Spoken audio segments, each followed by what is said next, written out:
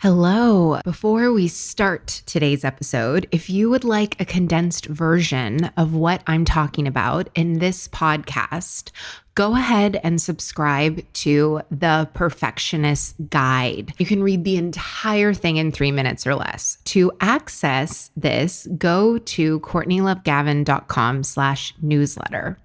Are you a bit of a perfectionist, type A, hyper performer? Then you know that having the audacity to see an ideal and bring it into reality while breaking generational habits of hustle can be tough, but it doesn't have to be. If you are ready to burn bright instead of burning out, to lead without losing yourself, and to enjoy the life you have worked so hard to create, then keep listening. I'm your host, America's leader on rewiring perfectionism, CLG, and this is Perfectionism Rewired, the podcast. Welcome to Perfectionism Rewired, reclaiming control of your calendar or your time, tomato. Before we jump into it today, I want to give you a trick. This is a tool that I use with my one-on-one coaching clients because when they come to me, they are probably like you, where you're like, everything that's on my calendar, I want to do, but I don't have enough time to do the things that I actually want. You're like, yeah, I want to do everything here, but I don't have enough time. Calendar's out of control. And here is the trick, the one question to ask yourself to figure out if that is true or false. I want you to think about everything on your calendar as if you were 10 years old and it dropped you into Disneyland. No one else is in the park. You'll do Disneyland and California Adventure. They're both completely clear and you have 1 hour in both parks all to yourself. For those of you that are Disney fans, I want you to pretend that you're at Outside Lands. Your favorite bands are performing at the same time at stages that are like way across Golden Gate Park. You can't see both of them and you need to make a decision. You're excited and you're energized and you're like, oh my God, all the options are great. I really don't know how I'm going to be able to manage my time to like hit all the rides or hit all the acts that I want to be hitting. That's how you know if it's really a time management issue. Now, 99% of the people that I speak with and the clients that hire me, that is not the case. Their calendar does not bring them excitement. It does not put fire in their loins. They are not like, ooh, yes, give me some more of this. So that's just a litmus test for you. So we don't lie to ourselves here. That's like rule number 1 in the truth booth. By the end of this, you can have more control over your time and reclaim control of your calendar. So first, I want you to just think about how you are approaching time in your calendar. Every human that I come into contact with tends to have a bit of a disempowered, I wouldn't even call it a relationship. I think it's more of like a situationship. If it were a Facebook status, it would be divorced. It would be Kramer versus Kramer restraining order. It's really fucking complicated. I want you to just think about your situationship, what's happening with your calendar and with your time, because what is going to make all of this a lot easier, a lot smoother and less sandpaper is for you to decide that I am going to have an empowered relationship with my time and with my calendar. And I'm going to give you some ways to do that in today's live. Also, just like a reminder, if you really feel like you're not in control, your days don't have legs. It doesn't run away from you. You get to choose how you spend your time. A phrase that I use with all of my one-on-one coaching clients is every choice has an invoice. Every choice that you make has an invoice. I got that from Busta Rhymes. Stop ignoring the bill. Don't like rack up this huge tab and be like, who the fuck ordered this? It's like you did. Every choice you make with your time has an invoice. We're going to talk about how you can take control of your time and your calendar and how to deal with the uncomfy that pops up when you start prioritizing yourself.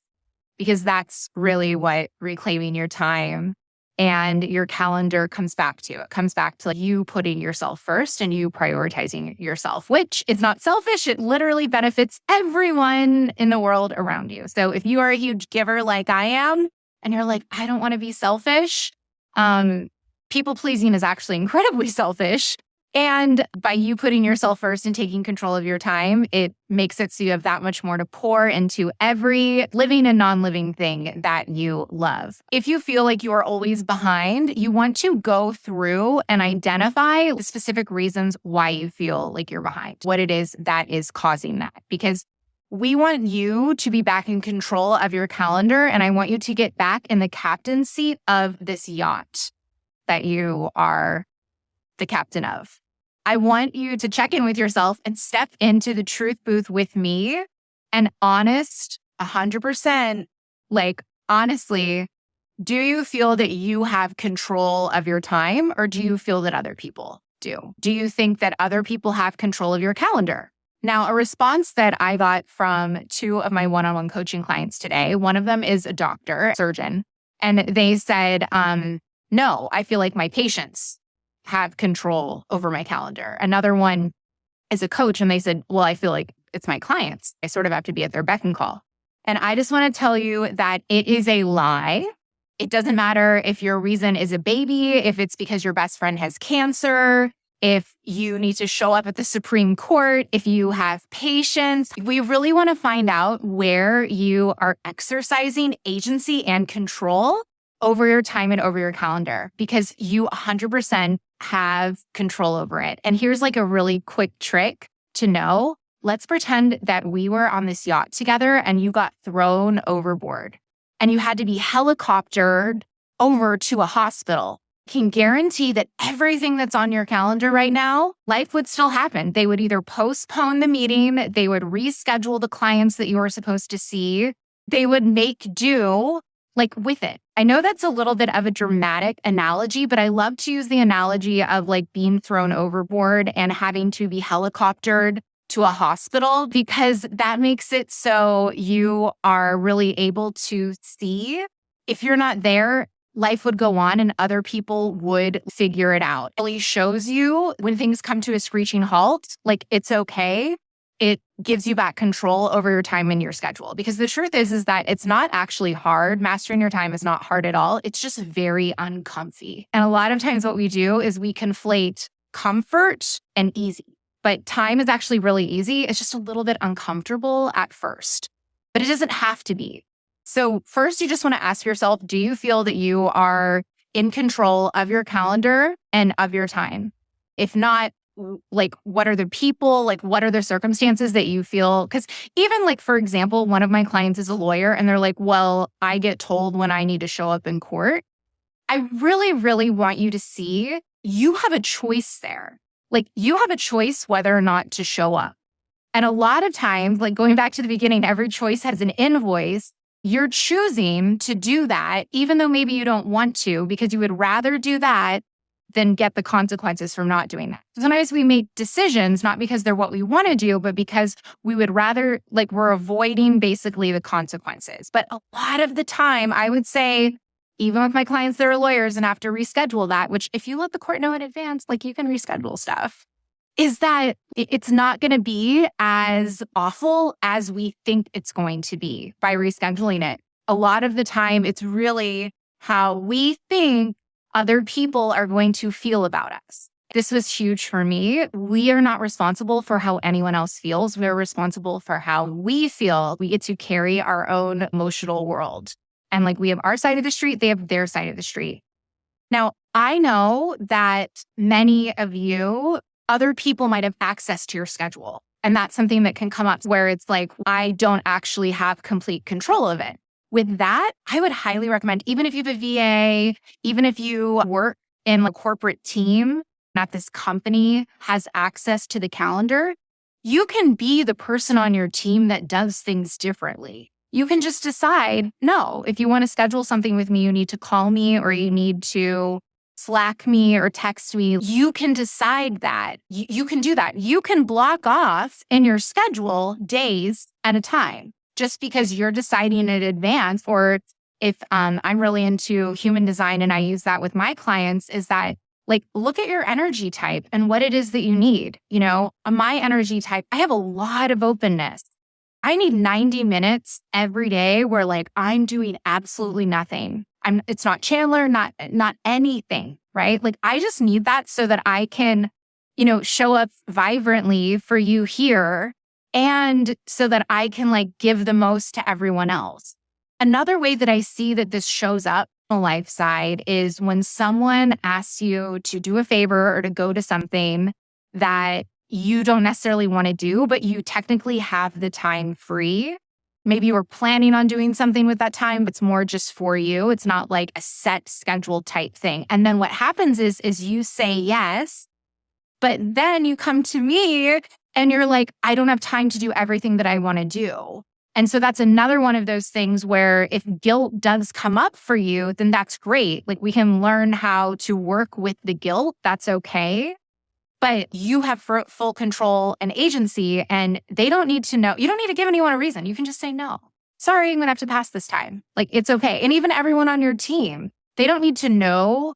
Like they could schedule the meeting for another time. Like you can take control back of your time and of your calendar. It's not hard. It's just uncomfy. It's only uncomfy at first. It's just like the first time you do a push-up. Also, one thing that I think to look at is to really decide, like, what is it that you want to be available for? What I teach a lot of my clients to do is to have office hours. I did this when I was in corporate. We had Slack, we had desk phones, we had emails. I actually had an office door, but a lot of people didn't. And a lot of my clients don't have office doors either.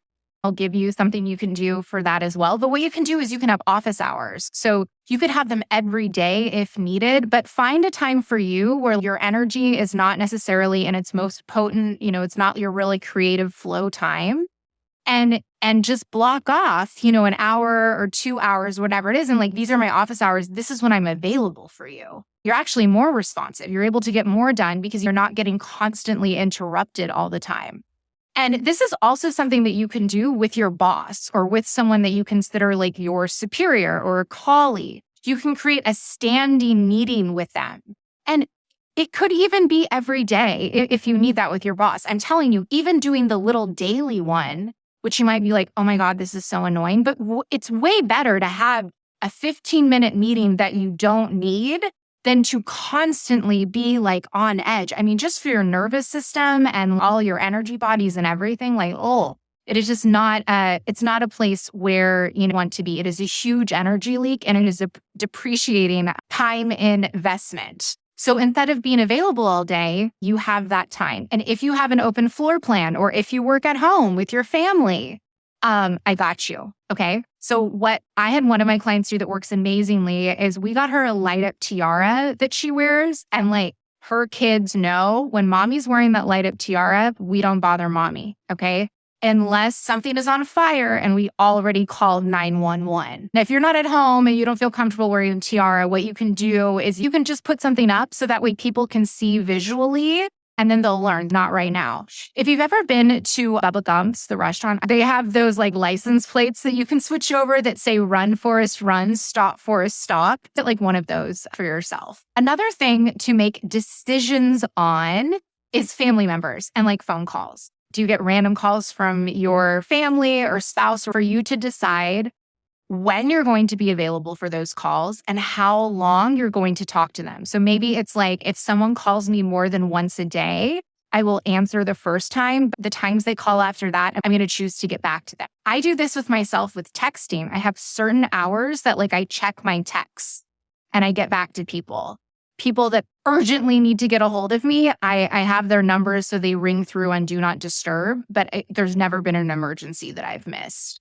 There are no Olympian trophies for like getting back to people like that, right? It's just, we love that dopamine. The other thing to look at is even when you're at home, I have a note on my door of my office that I have for clients and for UPS and everyone where I put on my door, it says, in session, please don't knock. The knocking would interrupt me and it would be like a disturbance. And so just having that sign on my office door, people don't knock. They'll leave a note or they'll just drop the package there. Now, one thing that my clients will tell me is that they're like, this feels really restrictive. This is the analogy that I give them and I want to give you too. Right now, with your time and energy, I want you to pretend that you have a DuckTales bag of money, those gold coins that Scrooge would go back and bathe in, and it has holes in it. So as you're walking, you're just dropping all of these golden coins, just leaking all the money as you walk. Because that's what's happening right now with your schedule and with your time by you wearing the Apple Watch, leaving your email open, checking your phone every time a text comes in, answering the door every time that it rings. If you're in an office, letting people drop by and say hi, like shoring up your calendar and your schedule. We're making it so you have the choice. If you want to give those golden coins to someone else, you can still do that. But at least now you have the choice. Instead of carrying around the bag with all the holes in it, like it's one of those things where it's like you are actually able to face the world on your terms instead of being on everyone else's. Now, the second pushback that I get from clients is they're like, well, I don't want to be seen as difficult. I want to be responsive.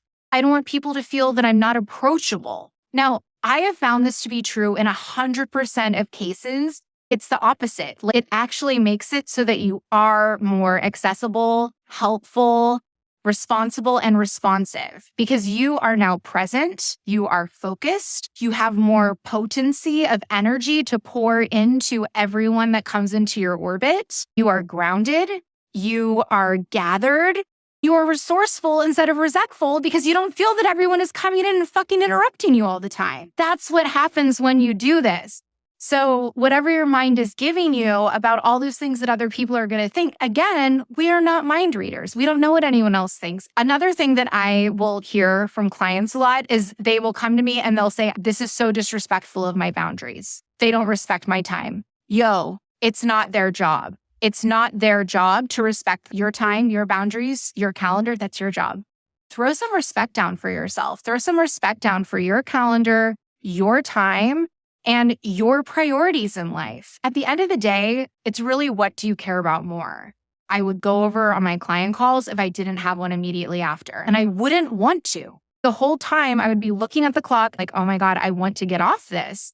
But I would be like, oh no, I can't leave them. They're crying. I had like all these feelings about it. But then finally, after months of this, I remember I was on the floor in tears and I realized it was like, okay, so either I could potentially leave them disappointed, which I don't know because I'm not a mind reader. But in the end, I'm the one that's being disappointed. And I just decided that I no longer wanted to disappoint myself. I was no longer going to be the sacrificial lamb. I was no longer going to sacrifice my time, my energy, and my own calm so other people could feel really good. These are some questions to ask yourself. Do you want to people please other people or do you want to take control of your time? Do you want to spend time making other people feel comfortable? Or do you want spaciousness in your life? Do you want to be hyper responsive or do you want to get more time back to use at your leisure? And the way that you do this is you make new choices and then you start to get the result of investing your time and energy the way that you want to. So you start getting a really, really high ROE, a return on your energy. And once you start getting that control back, it's like, ooh, I want some more of this. It's just like when you start making money doing something you love, it's almost addictive. You're like, yeah, I want more of this. This is amazing because you are actually able to accomplish what you want to do when you want to do it with less distractions and you are achieving better results. To recap, you want to figure out who it is that you are abdicating control over as far as your time and schedule. You want to find the lie. You want to figure out and believe that you are actually in control. And you want to see how you are exercising autonomy and agency over your choices. And then you're going to make some decisions and look at what is it that you could do differently to reclaim that power and decide what do you want more? Do you want to people please? Do you want to perfect? Do you want to be full of resentment? Or do you want peaceful, spaciousness, resourceful, and someone who always has plenty of time? And with those second choices, I think that this is important. There's going to be some uncomfy that comes with that. It's sort of like, would you rather buy 2 seats on an airplane? Or would you rather like not have heart disease or type 2 diabetes? Choosing those lovely things means that I don't eat 5 cookies the size of my hand every day. And at first, vegetables don't taste that good, but eventually they do. If you are someone that wants luxury support and to get 25 hours back this week, If you're nodding your head yes, listen closely because I might have the solution you've been searching for. My Perfectionism Rewired Accelerator, a 6-week, highly individualized one-on-one coaching experience designed exclusively for perfectionists like you.